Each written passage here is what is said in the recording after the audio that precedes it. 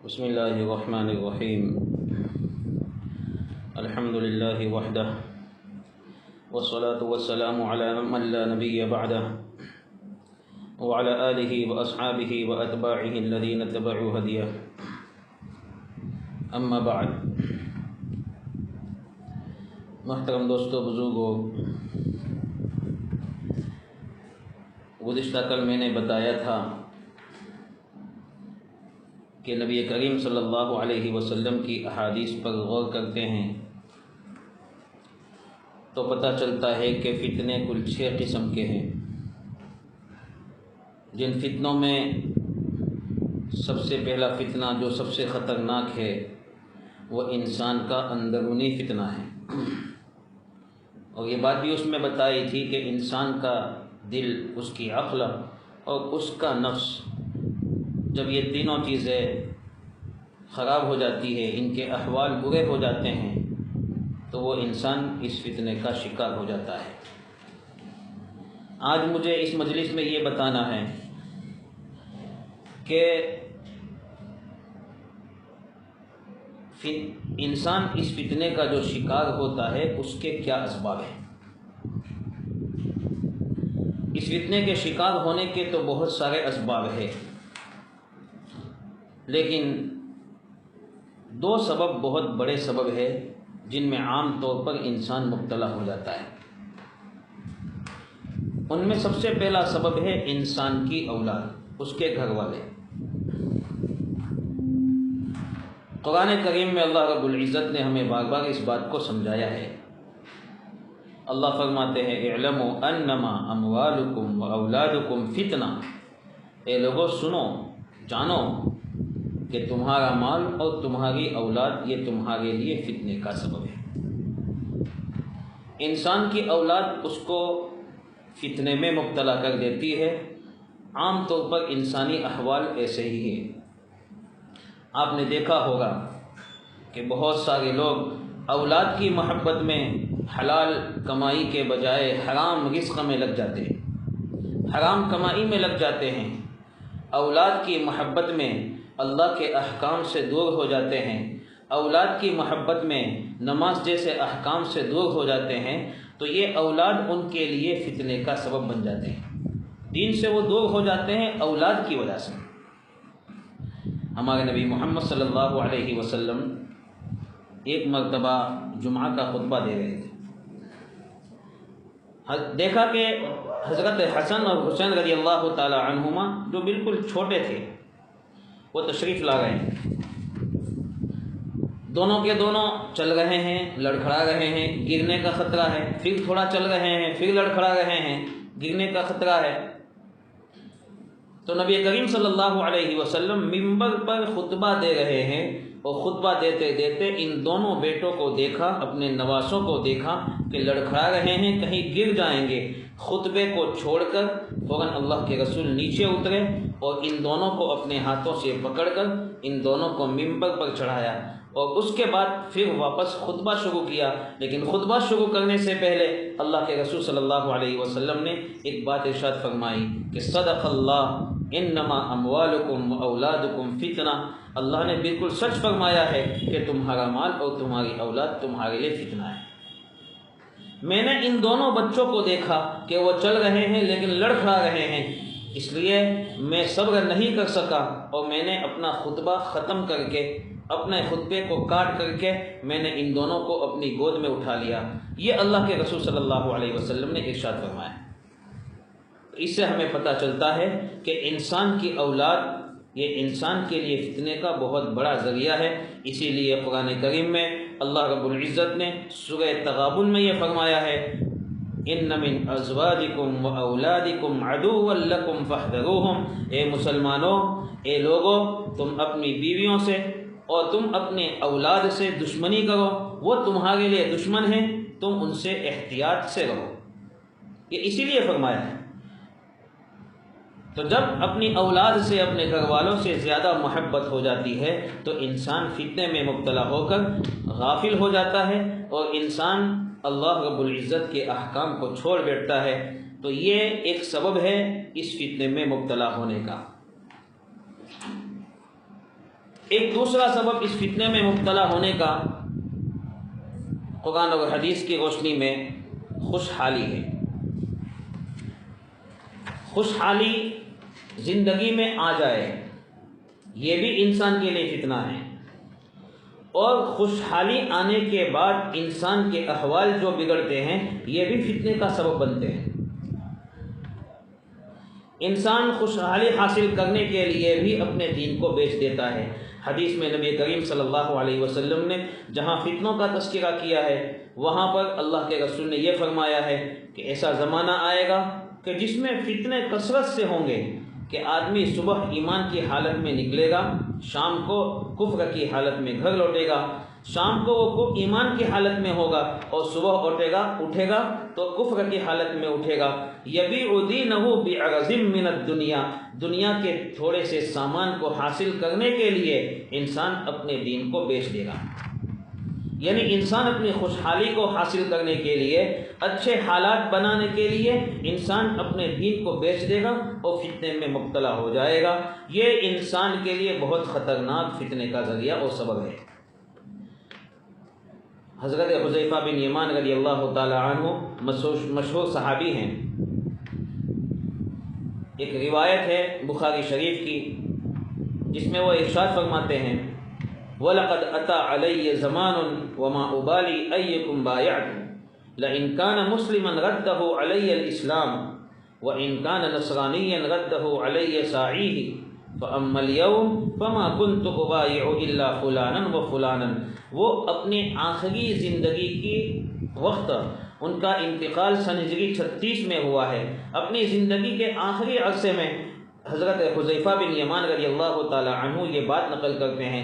وہ فرماتے ہیں میں نے ایک زمانہ ایسا بھی دیکھا ہے کہ جس میں میں کسی سے معاملہ اور ویوہار کرتا تھا، کسی سے خرید و فروخت کرتا تھا تو میں پرواہ نہیں کرتا تھا، بلکہ بھروسہ کر کے خرید و فروخت کر لیتا تھا، بھروسہ کر کے میں معاملہ کر لیتا تھا، کیونکہ اس وقت لوگ امانت دار تھے۔ اگر مسلمان سامنے والا ہوتا تھا تو اسلام کی بنیاد پر اس کو اللہ کا ڈر ہوتا تھا، اگر سامنے والا جس سے مجھے معاملہ کرنا ہے وہ نصرانی یہودی ہوتا تھا تو اس پر جو اس وقت حکومت نے جو والی مقرر کر رکھا ہے وہ حساب کر کے مجھے میری امانت لوٹا دیتا تھا۔ لیکن آج یعنی اپنی آخری زندگی کی بات کر رہے ہیں، آج ایسا زمانہ ہے کہ آج امانت ختم ہو چکی ہے، لہذا میں چند خاص لوگوں ہی سے معاملہ کرتا ہوں، خاص لوگوں ہی سے خرید و فروخت کرتا ہوں۔ حضرت حذیفہ اپنے زمانے میں کہہ رہے جو صحابہ کا زمانہ تھا کہ اس زمانے میں میرے دوستو یہ لوگ فتنے میں مبتلا ہو چکے تھے، لوگ فتنے میں مبتلا ہو چکے تھے، یعنی مال کی وجہ سے خوشحالی کو حاصل کرنے کے لیے حضرت حذیفہ فرماتے ہیں بہت کم لوگ ایسے ہیں جن پر امانت کا بھروسہ کیا جا سکتا ہے۔ حضرت حذیفہ اپنے زمانے میں یہ ارشاد فرماتے ہیں۔ تو اس سے ہم اندازہ لگا سکتے ہیں کہ خوشحالی کی جو فکر انسان کے اندر ہوتی ہے وہ خوشحالی حاصل کرنے کی فکر انسان کو کس درجہ فتنے میں مبتلا کر سکتی ہے۔ اسی طرح جب آدمی خوشحال ہو جاتا ہے تو خوشحال ہونے کے بعد تو اور زیادہ فتنے میں مبتلا ہو جاتا ہے۔ خوشحال ہونے کے بعد انسان جو فتنے میں مبتلا ہوتا ہے یہ خوشحالی دو طرح کی ہوتی ہے۔ ایک انسان کی خصوصی خوشحالی کہ اس کے پاس اللہ رب العزت نے نعمتیں دے رکھی ہے، اس کے پاس کثرت سے ثروت اور مال و دولت ہے، جس کے نتیجے میں اس مال و دولت کی محبت میں وہ فتنے میں مبتلا ہو کر اللہ کے احکام سے غافل ہو جاتا ہے۔ یہی وجہ ہے ہمارے نبی محمد صلی اللہ علیہ وسلم نے اپنی حدیث مبارک میں، بخاری شریف کی حدیث ہے، اس میں ارشاد فرمایا ہے واللہ للفقر اخشى علیکم ولكن اخشى ان تفتح علیکم الدنیا کما فتحت علی من قبلکم فتنافسوها کما تنافسوها فتهلککم کما اہلکتہم۔ اللہ کے رسول اپنے صحابہ کو ارشاد فرماتے ہیں میرے صحابہ اللہ کی قسم میں فقر کا تم پر خوف نہیں کرتا ہوں، مجھے تم پر ڈر فقر کا نہیں ہے، فقیری کا نہیں ہے، غریبی کا مجھے تم پر ڈر نہیں ہے، لیکن مجھے ڈر اس چیز کا ہے، وہ اس چیز کا ہے کہ دنیا تم پر کھول دی جائے، دنیا کی ریل پیل تم پر کر دی جائے، جس طرح تم سے پہلے لوگوں کو دنیا دے دی گئی تھی، پھر آپس میں ایک دوسرے سے بڑھنے کی تمنائیں کرنے لگو، جیسے پہلے کے لوگ تمنائیں کرنے لگے، کوشش کرنے لگے ایک دوسرے سے آگے بڑھنے کی دنیا میں۔ نتیجہ یہ ہوا کہ اس دنیا کی مال و دولت نے، دنیا کی خوشحالی نے ان لوگوں کو ہلاک کر دیا، پھر یہ تم کو بھی ہلاک کر دے۔ نبی کریم صلی اللہ علیہ وسلم اس حدیث مبارک میں صحابہ کو یہ سمجھانا چاہتے ہیں کہ جس چیز کی وجہ سے تم زیادہ فتنے میں مبتلا ہو سکتے ہو وہ دنیا کی چمک دمک ہے، دنیا کی ریل پیل ہے، دنیا کا کھل جانا ہے۔ اس سے پتہ چلا میرے دوستو کہ انسان فتنے میں زیادہ جو مبتلا ہوتا ہے وہ غریبی کی وجہ سے نہیں، بلکہ انسان فتنے میں مبتلا ہوتا ہے وہ مالداری کی وجہ سے، کہ مال کو دیکھ کر اور مال کو حاصل کر کے اس کے بعد اس کی محبت میں وہ افراط کر جاتا ہے، غلو کر جاتا ہے، جس کے نتیجے میں میرے دوستو وہ فتنے میں مبتلا ہو کر اللہ کو بھول جاتا ہے۔ یہ ہے خصوصی خوشحالی کہ جس کے نتیجے میں انسان فتنے میں مبتلا ہو جاتا ہے۔ ایسے ہی ایک خوشحالی عمومی ہے۔ عمومی خوشحالی سے میری مراد دنیا کی اس وقت کی ترقی یافتہ ٹیکنالوجی، انسان کی ضرورتیں پوری کرنے کے لیے جن ٹیکنالوجی کا ایجاد کیا گیا ہے، جن ٹیکنالوجی کو بنایا گیا ہے، وہ ٹیکنالوجی یہ انسان کی زندگی کی خوشحالی ہے۔ یہ بھی جو خوشحالی عمومی خوشحالی ہے یہ بھی ہمارے لیے بہت فتنے کا سبب ہے۔ اور میرے نبی محمد صلی اللہ علیہ وسلم میرے دوستو 1400 سال پہلے اس کی طرف بھی اشارہ کر کے گئے۔ بخاری شریف کی روایت میں ہے، اللہ کے رسول صلی اللہ علیہ وسلم ارشاد فرماتے ہیں، ان اکثر ما اخاف علیکم ما یخرج اللہ لکم من برکات الارض قیل وما برکات الارض قال زہرۃ الدنیا۔ اس حدیث پاک میں نبی کریم صلی اللہ علیہ وسلم نے ہماری رہبری فرمائی۔ اللہ کے رسول فرماتے ہیں سب سے زیادہ مجھے جس چیز کا تم پر خوف ہے وہ زمین کی ان برکات کا خوف ہے جو اللہ تمہارے لیے نکالیں گے۔ صحابہ نے عرض کیا اللہ کے رسول زمین کی برکات کیا چیز ہے؟ اس وقت نبی صلی اللہ علیہ وسلم نے ارشاد فرمایا زہرۃ الدنیا، دنیا کی چمک دمک، دنیا کی کثرت۔ میرے دوستو یہ الفاظ جو برکات الارض کے ہیں وہ ہمیں اشارہ دے رہے ہیں اس بات کی طرف کہ دنیا میں جب ٹیکنالوجی بڑھ جائے گی، جتنی بھی ٹیکنالوجی دنیا میں آج بڑھی ہوئی ہے ان سب کے طرف اگر گہرائی سے نظر کی جائے تو میرے دوستو ہمیں سمجھ میں آتا ہے کہ یہ ساری کی ساری ٹیکنالوجی زمینی خزانے سے بنی ہے۔ کوئی بھی ٹیکنالوجی لے لیجئے، کوئی بھی ترقی یافتہ چیز لے لیجئے، ساری ترقی یافتہ چیز کا اصلی مٹیریل زمین اللہ کا خزانہ ہے، اس میں اللہ رب العزت نے خزانہ دفن کیا ہے۔ انسان اس خزانے سے فائدہ اٹھا کر اس ترقی یافتہ زمانے میں بڑی بڑی ٹیکنالوجی کو ایجاد کر رہا ہے۔ گویا زمین اپنی برکتوں کو اگل رہی ہے، اپنے خزانوں کو باہر نکال رہی ہے جن سے انسان فائدہ اٹھا رہا ہے، لیکن میرے دوستو یہ فائدہ اٹھانا اللہ سے غافل کرتا ہے۔ انسان ان ٹیکنالوجی کے ذریعے سے اللہ سے غافل ہوتا چلا جاتا ہے، یہاں تک کہ یہ ٹیکنالوجیاں میرے دوستو انسان کے اندر دو خرابیاں پیدا کرتی ہیں۔ سب سے پہلی خرابی، اس ٹیکنالوجی کا سب سے بڑا نقصان انسانی دنیا پر یہ ہوا کہ انسانوں کے اندر دجالی فکریں آ گئی۔ دجالی فکر، دجال جس فکر کو لے کر اس دنیا میں ظاہر ہوگا وہ فکر آج ان ٹیکنالوجی کی وجہ سے انسانوں میں پیدا ہو گئی۔ دجال کی کیا فکر ہوگی؟ ہمارے نبی محمد صلی اللہ علیہ وسلم نے اس کو بھی حدیث مبارک میں کھولا ہے۔ چنانچہ مسلم شریف و بخاری شریف کی روایت میں ہے کہ ان مع الدجال اذا خرج ماء ونارا فاما الذي يرى الناس انه نار فماء بارد واما الذي يرى الناس انه ماء فنار تحرق۔ حضور فرماتے ہیں جب دجال دنیا میں ظاہر ہوگا تو وہ اپنے ساتھ ایک پانی کی نہر لے کر نکلے گا، اور ایک آگ لے کر نکلے گا، پانی اور آگ دونوں کو لے کر نکلے گا۔ لوگوں کو جو دکھائی دے گا کہ وہ آگ ہے، وہ حقیقت میں ٹھنڈا پانی ہوگا، اور لوگوں کو جو دکھائی دے گا کہ وہ پانی ہے، وہ حقیقت میں ایسی آگ ہوگی جو انسان کو جلا کر راکھ کر دے گی۔ حضور آگے فرماتے ہیں تم میں سے جو بھی آدمی دجال کو پائے تو وہ اس چیز میں گرے جس کو وہ آگ سمجھتا ہے، کیونکہ وہ ٹھنڈا میٹھا پانی ہوگا۔ یہ ہمارے نبی محمد صلی اللہ علیہ وسلم نے ہمیں بتلایا کہ دجالی فکر کیا ہے۔ گویا دجالی فکر، اس کو آج کے الفاظ میں اگر کہہ سکتے ہیں تو ملمع سازی اور فریب کاری، دھوکہ دہی۔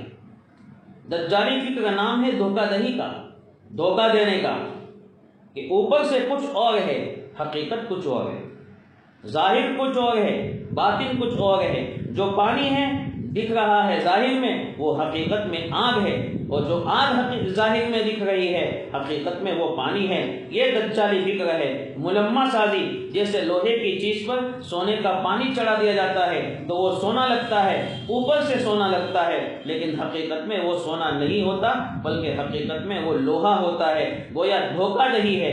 یہ دھوکہ دہی والی فکر اس ٹیکنالوجی سے بہت عام ہو رہی ہے، اس سے انسان بہت متاثر ہوا ہے۔ آج ہم دنیا پہ نظر دوڑاتے ہیں میرے دوستوں تو ہمیں پتہ چلتا ہے کہ دنیا میں ہر چیز میں دھوکہ ہے، اوپر سے کچھ اور ہے، حقیقت کچھ اور ہے۔ ہم دیکھتے ہیں جتنے بھی جمہوری ملک ہے، نام دیا جاتا ہے جمہوری حکومت کا، لیکن اس میں اس کے رہنے والے حقیقت میں آزاد نہیں ہیں، جمہور نہیں ہے، جمہوریت پر نہیں ہے، حکومتیں ان پر ظلم کر رہی ہے۔ نام ہے جمہوری کا، جمہوری حکومت کا، ظاہر میں کچھ ہے لیکن حقیقت میں کچھ ہے۔ انسانی حقوق کے نام پر مستقل تنظیمیں بنی ہوئی ہے، جس کو ہم یونو کہتے ہیں، یونائٹڈ نیشن۔ کئی ملک اس میں شامل ہوئے ہیں، جن میں بڑے بڑے ملک ہیں، امریکہ، کینیڈا، برطانیہ، چائنا، یہ سارے ملک اس کے ممبر ہیں۔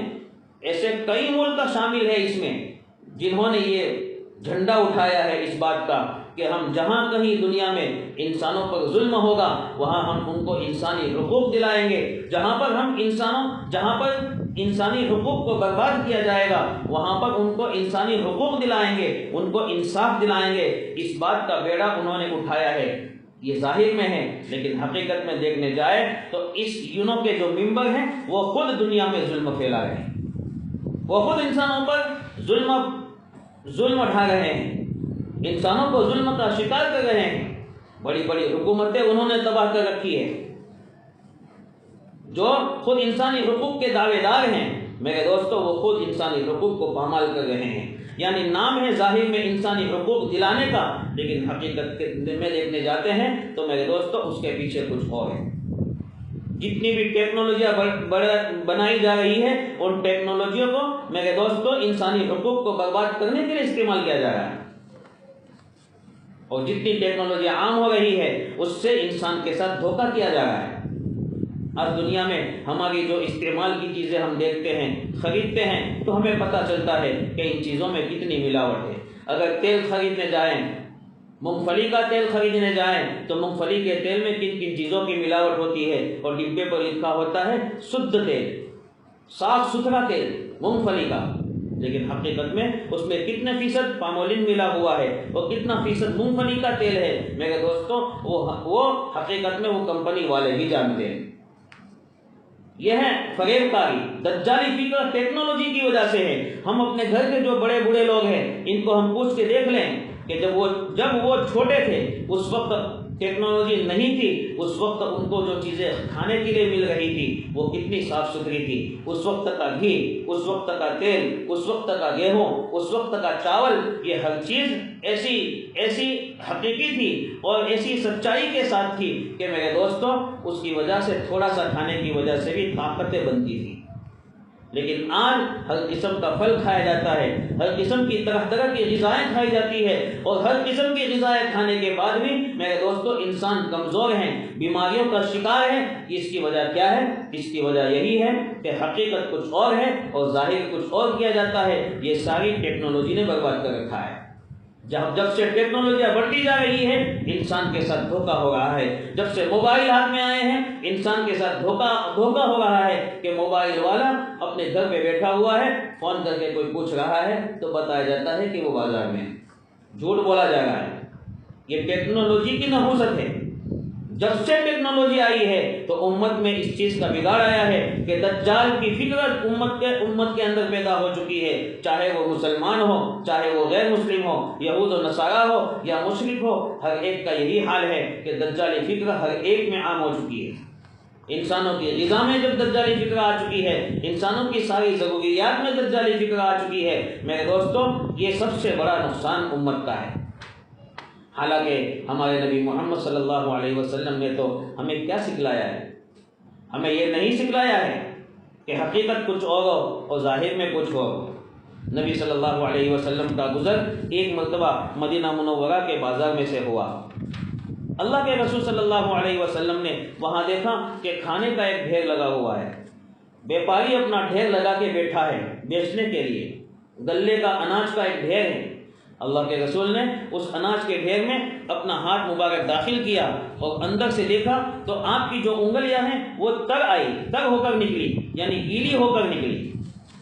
اللہ کے رسول صلی اللہ علیہ وسلم نے اس گلے والے کو، اناج والے کو فوراً فرمایا، ما ھذا یا صاحب الطعام، اے گلے والے یہ کیا ہے، یہ کیا ہے؟ اس نے کہا اللہ کے رسول بارش ہو چکی تھی جس کی وجہ سے میرا غلہ بھیگ چکا ہے۔ تو حضور نے فرمایا افلا جعلتہ فوق الطعام، جو غلہ بھیگ چکا ہے اس بھیگے ہوئے غلے کو تو نے اوپر نہیں رکھا؟ تجھے اوپر رکھنا چاہیے تھا تاکہ لوگ دیکھ لیں، لوگوں کو دھوکہ نہ ہو۔ اوپر کا غلہ اناج تو سوکھا ہوا ہے اور اندر سے گیلا ہے، اس لیے خریدنے والا سوکھا سمجھ کر خرید لے گا اور اس کو دھوکہ ہو جائے گا۔ تجھے چاہیے یہ تھا کہ تو تری والا غلہ اور تری والا اناج اوپر رکھتا تاکہ لوگوں کو دیکھتے ہی پتہ چل جاتا کہ یہ گیلا اور تری والا اناج ہے، جس کی وجہ سے ان کو خریدنے میں اور نہ خریدنے میں آسانی رہتی۔ پھر اس کے بعد اللہ کے رسول فرماتے ہیں من غشنا فلیس منا، کہ جو آدمی ہم مسلمانوں کو دھوکہ دے گا اس کا ہم سے کوئی تعلق نہیں۔ ہمارے نبی محمد صلی اللہ علیہ وسلم نے تو امت کو میرے دوستو یہ سبق دیا ہے کہ ظاہر کچھ اور ہو اور حقیقت کچھ اور ہو، باطن کچھ اور ہو، ایسا کام ہمیں نہیں کرنا ہے، بلکہ ہر ظاہری چیز کو بھی حقیقت کے ساتھ دکھانا ہے۔ بلکہ یہاں تک کہ اللہ کے رسول نے تو باطنی چیز میں بھی حقیقت کا مطالبہ انسان سے کیا ہے، باطنی چیز میں بھی۔ امام بزار رحمۃ اللہ علیہ نے اپنی مسند میں اور امام طبرانی رحمۃ اللہ علیہ نے اپنی المعجم الکبیر میں ایک حدیث نقل فرمائی ہے جس میں نبی کریم صلی اللہ علیہ وسلم نے حضرت حارثہ سے پوچھا تھا کیف اصبحت یا حارثہ، اے حارثہ تم نے صبح کیسے فرمائی، تمہاری صبح کس حالت میں ہوئی؟ تو حضرت حارثہ رضی اللہ تعالی عنہ نے ارشاد فرمایا تھا اصبحت مؤمنا حقا، اے اللہ کے رسول میری صبح جو ہوئی ہے سچی پکی ایمان کے ساتھ، حقیقت والے ایمان کے ساتھ صبح ہوئی۔ تو نبی کریم صلی اللہ علیہ وسلم نے اس وقت فرمایا، دوسرا سوال فرمایا ان لکل شیء حقیقتا فما حقیقت ایمانک یا حارثہ، اے حارثہ ہر چیز کی ایک حقیقت ہوتی ہے، تیرے ایمان کی حقیقت کیا ہے؟ تو نے جب دعویٰ کیا ہے کہ تیرا ایمان حقیقت والا ہے تو تجھے وہ ثابت کرنا پڑے گا کہ تیرے ایمان کی حقیقت کیا ہے، اس کی کیا علامت ہے۔ ہمارے نبی محمد صلی اللہ علیہ وسلم نے تو حضرت حارثہ سے ایمان کی بھی حقیقت کا مطالبہ کیا۔ امت سے یہی مطالبہ ہے کہ وہ ظاہری چیزوں کو بھی حقیقت پر رکھے، باطنی چیزوں کو بھی حقیقت پر رکھے۔ نماز اگر پڑھ رہے ہیں وہ حقیقت والی ہو، ذکر کر رہے ہیں وہ حقیقت والی، زکوٰۃ اگر ادا کر رہے ہیں وہ حقیقت والی، ایمانیات ہے وہ حقیقت والی۔ تو ہمارے نبی محمد صلی اللہ علیہ وسلم جب امت سے مطالبہ اس بات کا کر رہے ہیں کہ ہر چیز میں حقیقت ہونی چاہیے، تو میرے دوستو یہ ٹیکنالوجی جو انسان کو حقیقت سے غافل کر کے انسان کو دھوکہ دینے پر مجبور کرتی ہے، یہ بہت بڑا امت کے لیے فتنہ ہے۔ اسی لیے اللہ کے رسول صلی اللہ علیہ وسلم نے اپنی حدیث مبارک میں یہ ارشاد فرمایا ہے کہ جھوٹ یہ منافق کی نشانی ہے، منافقوں کی نشانیاں جہاں شمار کروائی ہے، اذا حدث کذب، جب وہ بات کرے تو جھوٹ بولے۔ تو جھوٹ، دھوکہ، فریب یہ ایمان کی علامت نہیں ہے، بلکہ یہ تو نفاق کی علامت ہے۔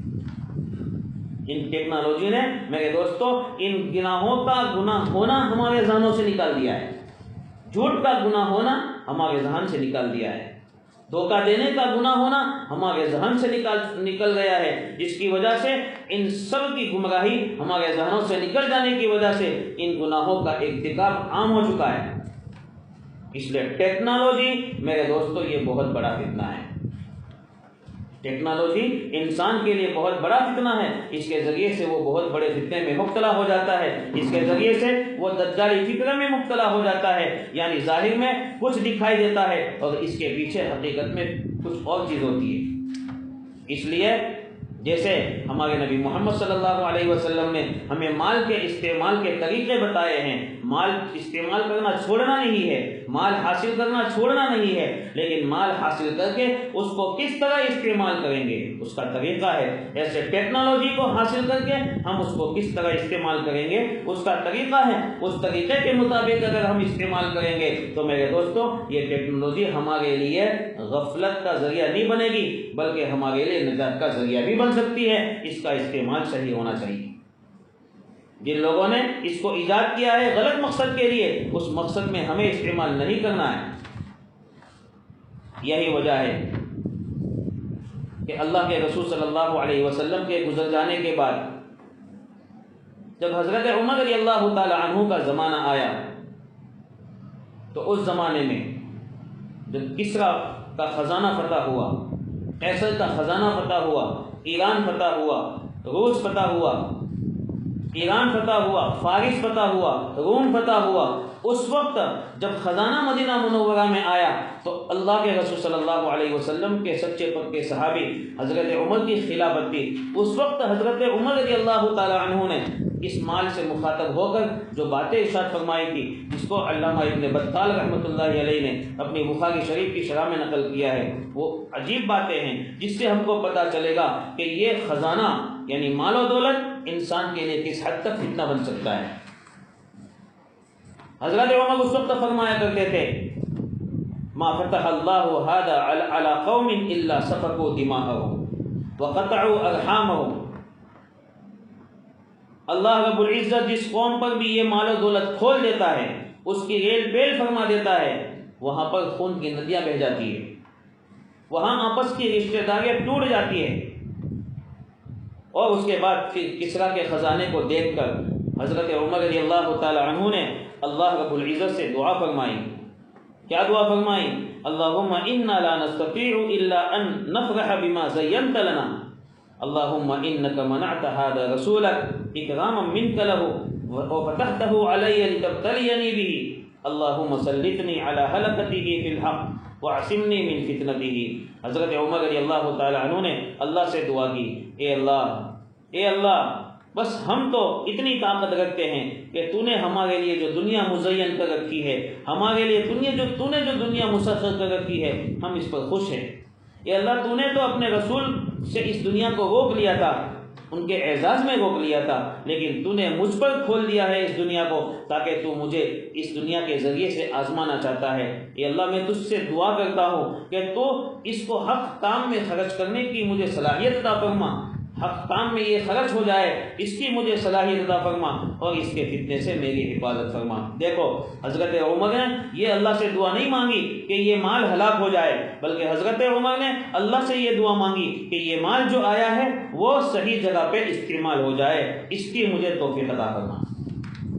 اس لیے خوشحالی بے شک یہ فتنہ ہے، اس کے ذریعے سے دجالی فکر بھی پیدا ہوتی ہے اور اس کے ذریعے سے اس محدود اور فانی زندگی سے بڑا تعلق بھی ہو جاتا ہے، مادی قوت کی چاہت بھی ہوتی ہے، دولت کی ہوس اور حرص بھی ہوتی ہے، اقتدار پرستی بھی ہوتی ہے، یعنی لوگ حکومت بھی اس کے ذریعے سے چاہتے ہیں، جسمانی لذتیں اٹھاتے ہیں، ساری خرابیاں اس مال و دولت کے ذریعے سے، ٹیکنالوجی کے ذریعے سے ہوتی ہے۔ لیکن اس کے باوجود اگر کوئی ٹیکنالوجی کو صحیح جگہ پہ استعمال کرتا ہے تو یہ اس کے لیے فتنے کا ذریعہ نہیں بنتا ہے۔